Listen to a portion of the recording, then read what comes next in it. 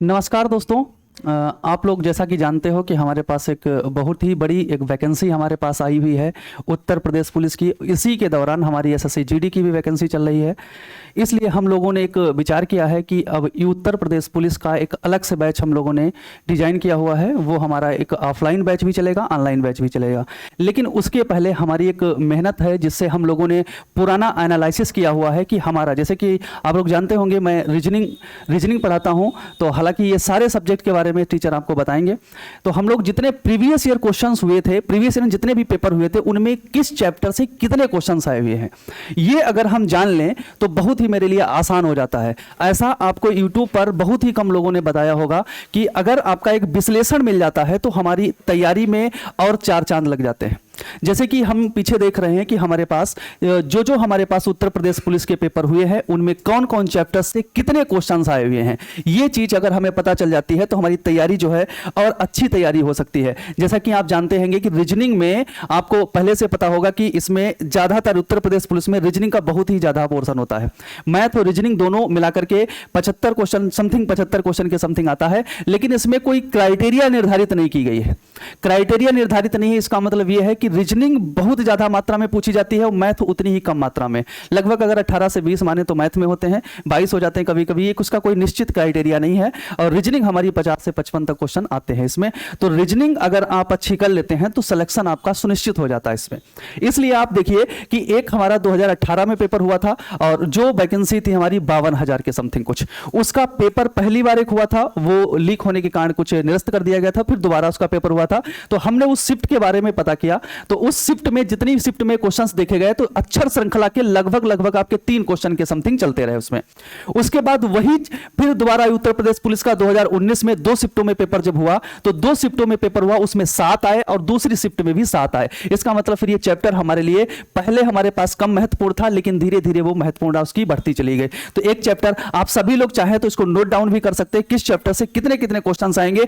उसी के हिसाब से अगर आप तैयारी करते हैं ना तो आपके लिए बहुत ही ज्यादा बेनिफिशियल ये चीज होने वाली है। दूसरे नंबर पर अक्षर श्रृंखला बच्चों ये होता है कि ये विस्तार से हम आपको क्लास में बताएंगे। कुछ ही समय बाद हमारी ऐप के माध्यम से क्लासेस संचालित की जाएंगी। उस ऐप में हम लोग इतनी मेहनत करने वाले हैं कि एक महीने के अंदर हम पूरा का पूरा सिलेबस अपना कवर कर लेंगे और उसमें टाइम की ड्यूरेशन ज्यादातर रहेगी। इसलिए जो बच्चे हमसे जुड़ना चाहते हैं ऐप के माध्यम से या हमारे ऑनलाइन के कोर्स के माध्यम से या ऑफलाइन के कोर्स के माध्यम से, तो हमारी कोचिंग में आकर के विजिट कर सकते हैं और हमारी जानकारी ले सकते हैं। यहां से आप जुड़िए और अपना सिलेक्शन को सुनिश्चित करिए। दूसरा चैप्टर जो हमारा होता है अच्छा संख्या श्रृंखला, जिसको हम नंबर सीरीज के नाम से भी जानते हैं।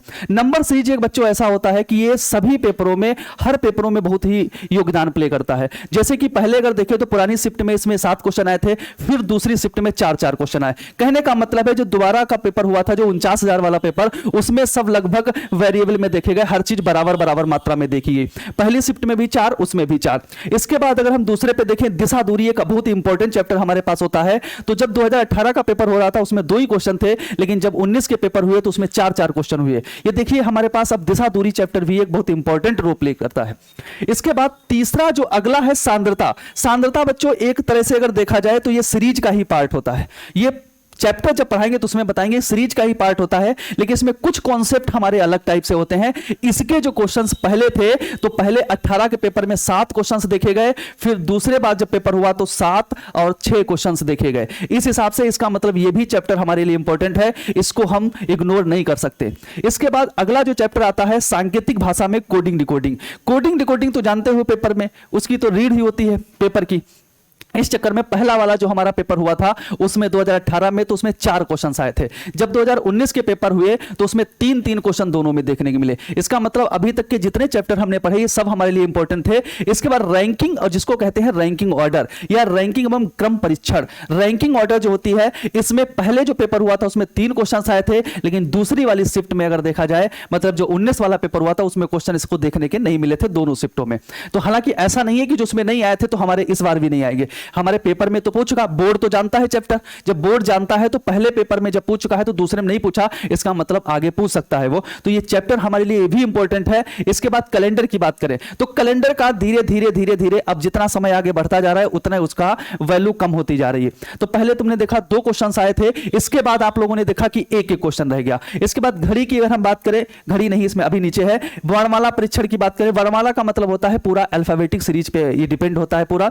इसके भी इंपॉर्टेंट क्वेश्चन होते हैं 2 और उसके बाद अगली सीरीज में नहीं पूछा गया। कुल मिलाकर के इन्होंने जो चैप्टर्स यहां पर जो पूछे थे इन्होंने, तो ये कुल मिलाकर जो हम लोग पढ़ते हैं उसमें कभी कभी एक चैप्टर में 2-2 चैप्टर आ जाते हैं, उसमें टॉपिक वाइज होता है, लेकिन ये चैप्टर के हिसाब से अलग अलग इन्होंने हमने अलग अलग जब इन्होंने पूछा था उसी हिसाब से हम लोगों ने लिखा इसको।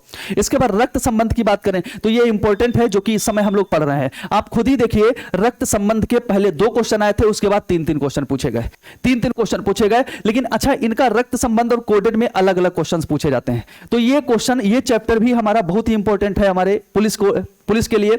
अगला हमारे पास आता है वेन आरेख। वेन आरेख से अगर देखें तो पहले 4 क्वेश्चन थे, उसके बाद कितने कितने हुए, 2-2 क्वेश्चन पूछे गए। कुल मिलाकर जितने चैप्टर्स यहां पर हैं इनको बहुत अच्छे से आपको देखना है और ये चैप्टर आपके बहुत ज्यादा इंपॉर्टेंट हैं। इन्हीं चैप्टर के आधार पर आप अगर तैयारी करते हैं, देखो जितना जिसका वेटेज उसकी उतनी ज्यादा आप प्रैक्टिस करना है। जिसके कम वेटेज है उसका ऐसा नहीं उसकी प्रैक्टिस नहीं करनी, प्रैक्टिस उसकी भी करनी है लेकिन उसकी कुछ कम प्रैक्टिस करनी है, और जिसके ज्यादा क्वेश्चन है उसकी ज्यादा प्रैक्टिस करनी है ना। आगे देखिए उसके बाद में वर्गीकरण। वर्गीकरण का मतलब आप जानते हो, वर्गीकरण पूरा अगर देखा जाए तो गिनतियों पे भी डिपेंड होता है और कुछ जीएस पे भी डिपेंड होता है, जैसे उसकी राजधानी ये है तो उसकी क्या होगी, तो ऐसे क्वेश्चंस कुछ उसमें देखने को मिलते हैं। तो ऐसे क्वेश्चन हमने पहली वाली जो हमारा 18 वाले पेपर उसमें 3 आए, फिर 19 के पेपर में 2-2। कहने का मतलब ये पेपर में जरूर आएगा, चाहे जीएस पार्ट से आए, चाहे अल्फाबेटिक आए और चाहे आपसे नंबर से आए, किसी से भी आए, लेकिन क्वेश्चन इसके जरूर आते हैं। उसका शब्द क्रम का मतलब बच्चा होता है कि हमारे लेटर्स दे दिए जाते हैं उनको क्रम में लगाना होता है, या कोई शब्द दे दिया जाता है उनको क्रम में लगाना होता है। जैसे नहीं लिख देगा पत्ती जड़ तना ऐसा है तो उनको क्रम में लगाइए, समझ गए क्वेश्चन की नहीं होते। जैसे होता है कि बोल दिया गया वकील न्यायालय और ये स्कूल वगैरह, तो इसको कैसे आप क्रम में लगा सकते हैं, ऐसे क्वेश्चन जो होते हैं कुछ क्रम में लगाने होते हैं। फिर आगे चले गणितीय संक्रियाएं। आप जानते हो ये इंपॉर्टेंट है, ये पूरा मैथमेटिकल सीरीज होती है, पहले नहीं आया था लेकिन उसके बाद में एक क्वेश्चन पूछा गया। ये हमारे जीडी में भी 2 क्वेश्चन पूछे जाते हैं। जीडी का तो सिलेबस मैंने कई बार आपको बताया, वो तो पेपर एक तरह से देखा जाए उसमें फिक्स है जहां से जो चीजें पूछी जाती है। और गणितीय संक्रिय में अगर देखा जाए तो जीडी में 2 क्वेश्चन होते हैं लेकिन यहां पर एक ही क्वेश्चन है। इसके बाद अगर हम आगे देखें अमूर्त विचारों के प्रतीक संबंध। प्रतीक का मतलब ऐसे कुछ प्रतीक वाले होते हैं, उनसे मतलब ये नॉन वर्बल में आते हैं, नॉन वर्बल के हिसाब से इसके नॉन वर्बल में ये क्वेश्चन होते हैं, कुछ फिगर्स दे देते हैं उनका, उनसे संबंध बनाया जाता है। तो 3-3 क्वेश्चन ये हमारे हैं। फिर आकृति वर्गीकरण। आकृति का मतलब होता है इसमें बहुत सारे क्वेश्चन ऐसे होते हैं जैसे पूछ लिया था निहित कंस में है या इससे नहीं बनाया जा सकता है, ये सब नॉन वर्बल के अंतर्गत आते हैं। ठीक है ना, नॉन वर्बल की एक छोटी सी बुक है, उसको ले लीजिए, उसकी प्रैक्टिस करते रहेंगे और बराबर हम आपको क्वेश्चंस बताएंगे पीडीएफ के माध्यम से, उनको देख लीजिए। ये बहुत इजी होता है, हालांकि सिर्फ माइंड पे थोड़ा बहुत सोच के आराम से इसको कर सकते हो। फिर इसके बाद काउंटिंग ऑन फिगर। अभी मैंने कुछ ही 1-2 दिन पहले आपको मैं पढ़ाया हूं काउंटिंग ऑन फिगर, सब में एक क्वेश्चन लगभग पूछा गया, एक तो पूछा ही जाता है इसमें, वर्ग, आयत और त्रिभुज, ये सारी चीजें मैंने आपको अभी जल्दी ही में पढ़ाई हैं। इसके बाद छवि दर्पण। छवि दर्पण, दर्पण का तो बहुत ही गजब का कॉन्सेप्ट मैंने आपको बताया। दर्पण वाटर हो चाहे आपका दर्पण हो, छवि चाहे दर्पण हो चाहे वाटर हो, ये दोनों चीजें आपको बताई हैं। इनसे भी आपका कितना एक क्वेश्चन आपसे सब में पूछा गया है। फिर आकृति को मोड़ना और काटना, मैंने बताया था पास का पास में बनता, याद करो वो चीज, आकृति मोड़ना और काटना, ये इससे भी एक क्वेश्चन आपसे पूछा जाता है। इसके बाद ये जो अगर आप यहां पे नोट कर पा रहे तो नोट कर लीजिए, अगर नहीं नोट कर पाएंगे तो हमारे टेलीग्राम जो है एक चैनल है प्रज्ञान एकेडमी का, उस टेलीग्राम चैनल से आप जुड़ जाइए, उस पर हम उसको प्रोवाइड करा देंगे, आप अच्छे से उसको विस्तार से देख लीजिएगा, उसी के हिसाब से अपनी तैयारी करिएगा। आगे फिर अगर हम देखें पासा के पहले 3 क्वेश्चन आए थे, उसके बाद फिर एक क्वेश्चन आया पेपर में। आगे फिर हम देखें सन्निहित। सन्निहित का मतलब होता है कि आकृति दी जाती है, एक पूरी आकृति दी जाती है और पूछी जाती है उसके 4 ऑप्शनों में से ये किसमें सन्निहित है, किसमें से निकल जाएगी। तो ऐसी आकृति वाले जीडी में भी एक क्वेश्चन आता है, यहां पे भी एक क्वेश्चन आता है। आकृति का पैटर्न पूर्ति करना, आकृति हमारी दी जाती है चारों, अगली एक क्वेश्चन मार्क लगा दी जाती है, तो कौन सी उसमें पूर्ति की जाएगी, उस हिसाब से आपको बनाना है। क्लियर है ना, उस हिसाब से आपको बनाना है। तो ये चीज हो गई। अब ये समझ लिए आपके ये ये 75 लगभग देखिए 55 क्वेश्चन के समथिंग, पहले आपके 54 क्वेश्चन आए थे, फिर 53, फिर 53। मैंने बताया ना 50 से 55 के बीच में आते हैं, कोई क्राइटेरिया फिक्स नहीं इसका है, क्राइटेरिया फिक्स नहीं है, लेकिन हाँ ये बहुत बड़ा योगदान प्ले करेगा आपका।